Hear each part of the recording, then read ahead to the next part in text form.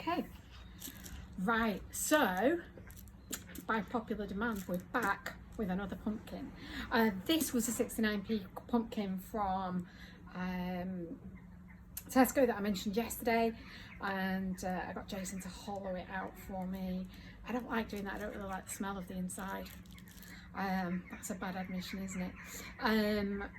As with the one that we did yesterday, all I've done is used the other bit of oasis I had left from the full block yesterday, so kind of a little bit more than half because this is a bigger pumpkin. I put it in a sandwich bag and I've just pushed it into the cavity. The sandwich bag is essential, or any kind of waterproof lining. It really is essential because it stops the water going into the flesh of the pumpkin and creating a kind of bacteria fest that will of course kill your flowers. Everything that I'm going to use is from my garden. I actually am going to use a couple of succulents that I had, but apart from that, absolutely everything else is out of my garden. I've had them soaking in water overnight just so that they get rehydrated. This time of the year everything gets really dried out and it's kind of preparing for winter and it's gone to seed, but that's the glory of it. It's fantastic. You've got loads of different texture and loads of interesting things to use. So this time with this beautiful pumpkin that I'm stroking unceremoniously, I'm going to use things that kind of follow its lines and make something that's quite interesting, but that kind of a complementary to this colour scheme. So first of all, I'm going to start off with some thyme. This smells amazing, but I like that it's just going to flow over the side of the pumpkin. I do have a lot of herbs in my garden, I have to say. There's a little bit of rosemary here. Herbs are quite important to me because I use them in cooking. Cooking is very similar to flower arranging. You're taking raw ingredients and you're creating something beautiful with them, and much like flowers, I always think with cooking you're creating something for people you love, people you care about. You're making something with care, and you're making it from the heart, and that's what this is all about. So hopefully you'll see that as it grows. I've just put some hypericum. Interestingly, the hypericum's gone really dark this year, and it's the best that this hypericum has ever been for me. So as I mentioned yesterday, I have a theory it's because there's been less pollution, that everything seems to be doing really well. I've got a brassica, so I only had one. I had a few and then now I've only got one. So beautiful brassicas going in, and that's kind of quite a nice little focal point of the thing, and it very much that cabbagey sort of vibe makes me think very much of this time of year and the autumn things that are going on. So a little bit of cotoneaster. Now, think with anything kind of brightly coloured and red in the berries, beware. In my experience, they've usually got nasty thorns. So this one had some really sharp thorns. I cut them all off. There's probably still one or two in there.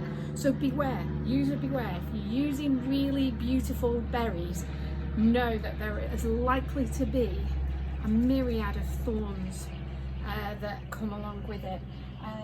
It's a bit like, I remember my dad always used to say, beautiful women often have a thorny disposition. So there we go. So be careful.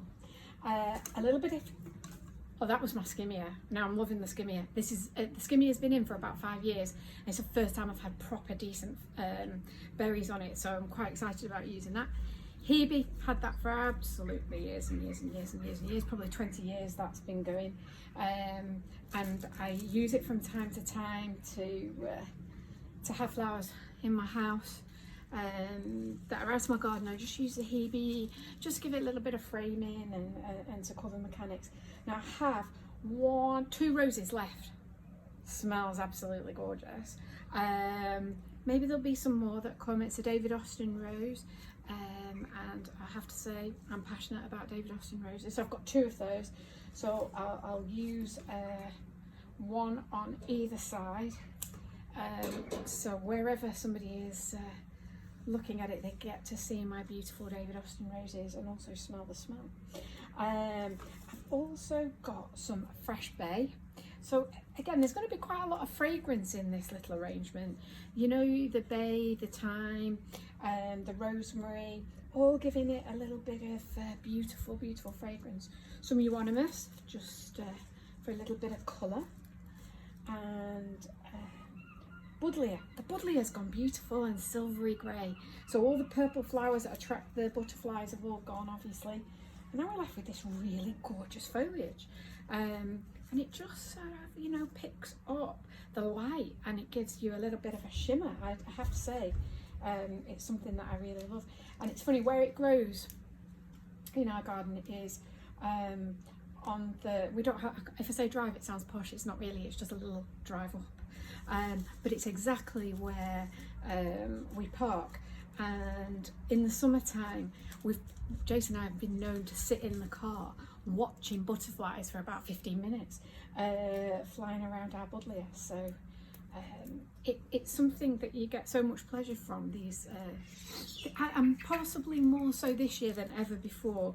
I've been much more aware of my surroundings at home. Obviously, I'm sure we all have, but really having much more of an appreciation for things that I've more or less taken for granted over the years. But this year they seem much more important to me and much more sort of a big worthy part of my life that I hadn't entirely appreciated beforehand.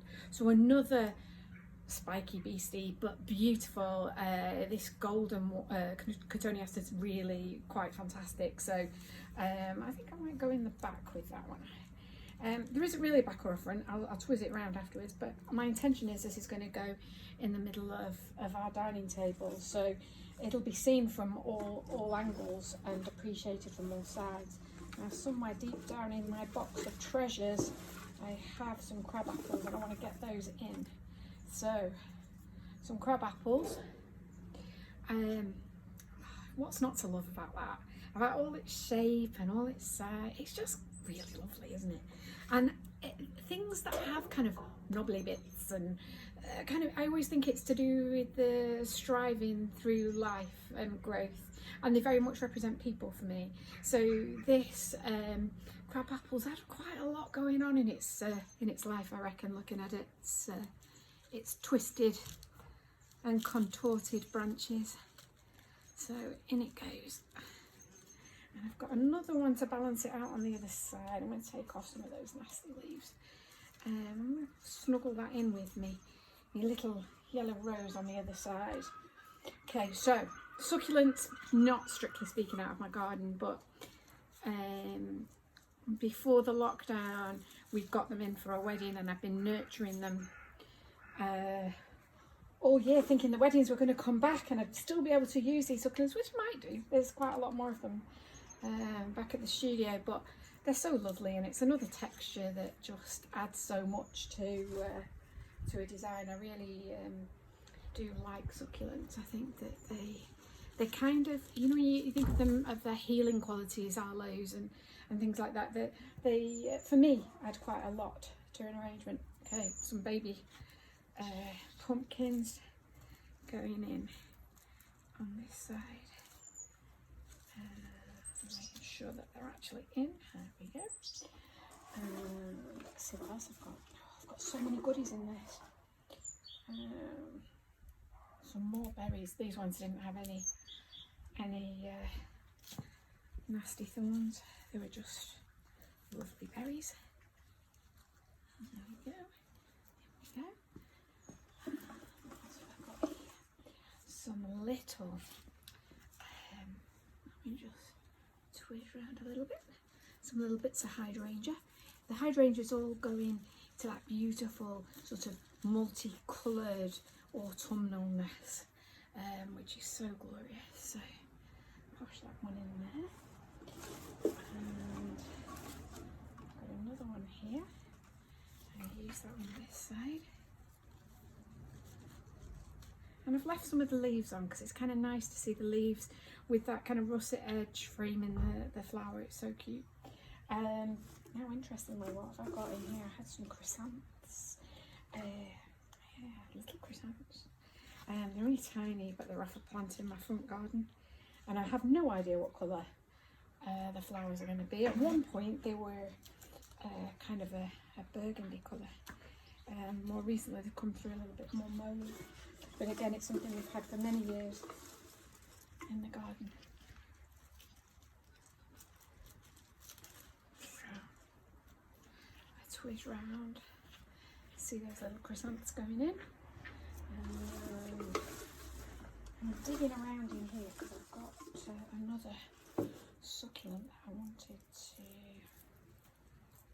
get just in there.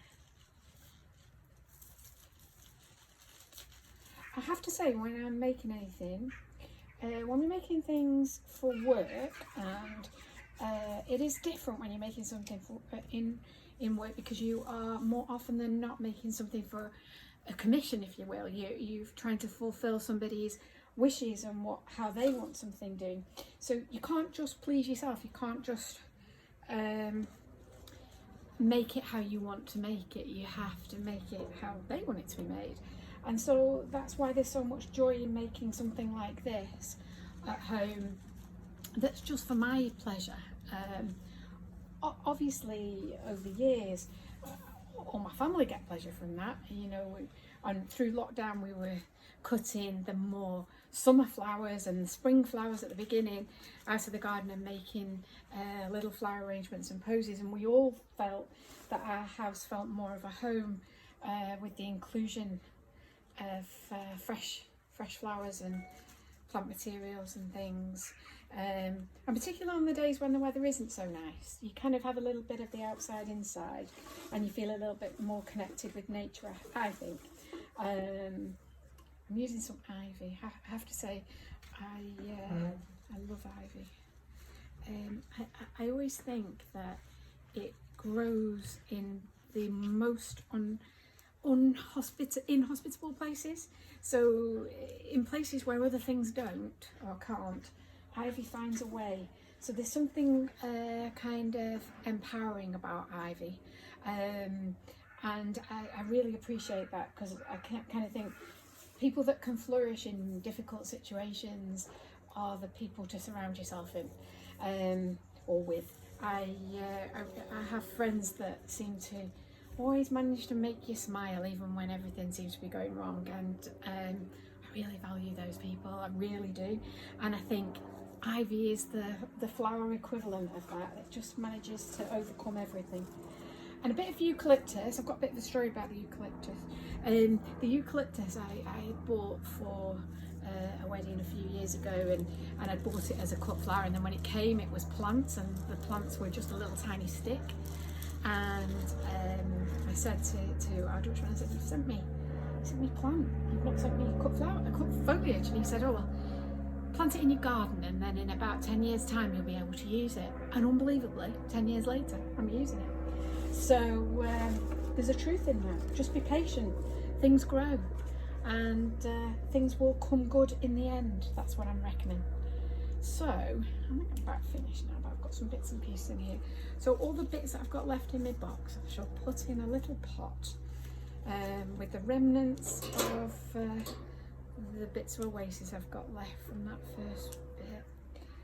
I've got some Eton bay leaves there, so I'm just cropping those off. And I hope you like that. I really hope you all have a go, and please share with me your pumpkin arrangements, because that would give me loads of pleasure and make this worth doing. So I hope you've enjoyed it. I hope you enjoy seeing it from all different angles, and I wish you could smell it, because the herbs, the thyme, the rosemary, the eucalyptus, the bay, it's all in there and it's all smelling gorgeous, and then just coming through like with a big sucker punch, it's that gorgeous little David Austin rose. The smell of that is just exquisite. Hope you've enjoyed it. Take care. Maybe we'll do another one if people like it. Let me know. Take care. Bye bye.